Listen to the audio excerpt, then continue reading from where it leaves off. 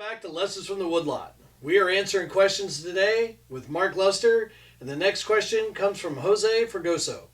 Loving you guys' episodes. Keep it up. So much helpful information for the average hunter who doesn't have hundreds and hundreds of acres to hunt. My question is, Mark, how do you break down a new farm that you just got permission to hunt on?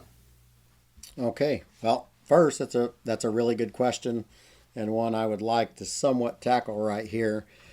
Again, this is another OnX map or whatever, and I broke one down earlier. It was a private piece, and then I thought, well, we got this other question, and we're like, okay, well, let's. And I'm not going to say what public it is, but it's in on public ground. I just screenshot this, and this one, the other one had more obvious funnels in it, I guess you could say, or what I would consider obvious funnels.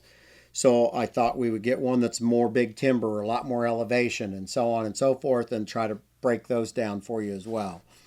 So on this map, and the very first thing I'm going to do is I'm going to show the drainages, essentially. On this elevation map, I've got this on the OnX, the 2D hybrid is what it's on right now. So it shows me elevation lines and so on and so forth. So I want you to see, if you notice, every one of these points right here is a low spot. And the tighter they are, usually there's a big ditch in the bottom of them. So if you start lining those out here, and you start, it starts to form almost a map for you. And what this does is it shows, there's a little slight one there too. And then there's this one and this one. And what this is doing here is I'm trying to show where depressions and ditches are that's coming, down the hillside and so on and so forth. And you can all but, I'm not saying you can wipe them off the map. I'm just saying that for the most part, the bigger deer don't tend to want to just go up and down, up and down, up and down hills. So what they do is they ridge run or bench run. It depends on each individual circumstance. But what I'm doing here is simply trying to show something and show you guys where you should draw your own conclusions to this. So what I've done, well, I'm not quite done, but okay.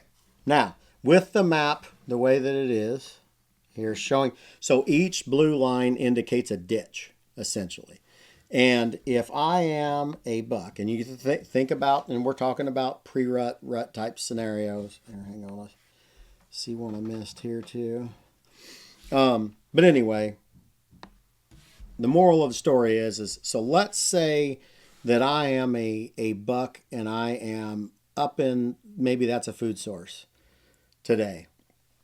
And I am leaving, and now because there wasn't a doe that was receptive or whatever there, and I go start looking for doe bedding areas. Now let's just, and I'm just spitballing here, but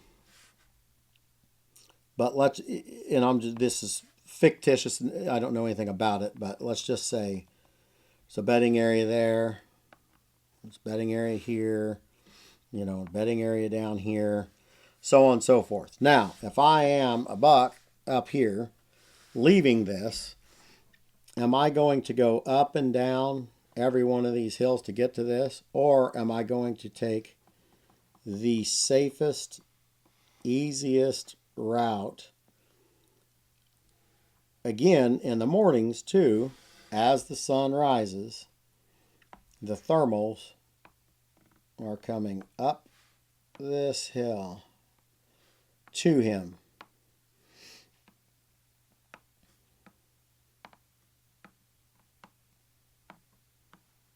So as he runs along this corridor right here, he's being fed, and again, that's, when later on in the morning as thermals get going, but a lot of my morning deer have been more like 10 to 2, more like midday deer. And usually thermal effect is full force then. Things are coming uphill. All of you elevation hunters, whether it be out west or whatnot, you all understand, the thermal situation and the more elevations and how that is affected, I'm saying. All I'm getting at is when you're a hunter and you're trying to say, okay, well, all of the blue lines now are ditches. All of the green is kind of how he would be fed wind through thermals on any given day. Then I can start going into here. Let me try to get a color that I think is different than everything else. Let's do that.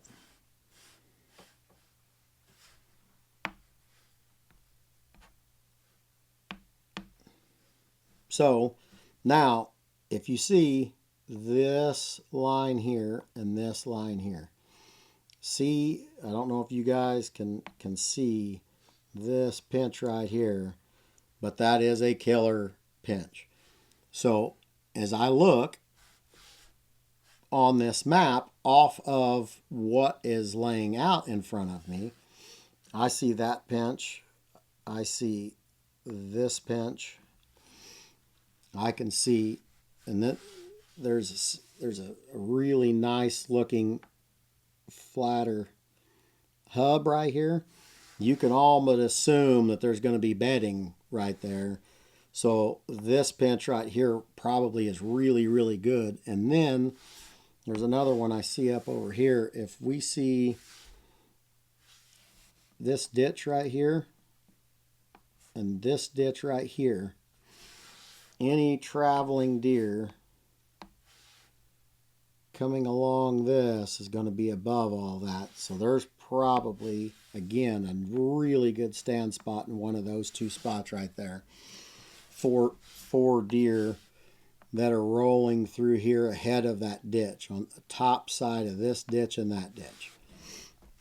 So, and those are just a couple of not having boots on any of this, but trying to dissect where I would like to hunt, and then I'd roll in, look at it, and go to those specific spots.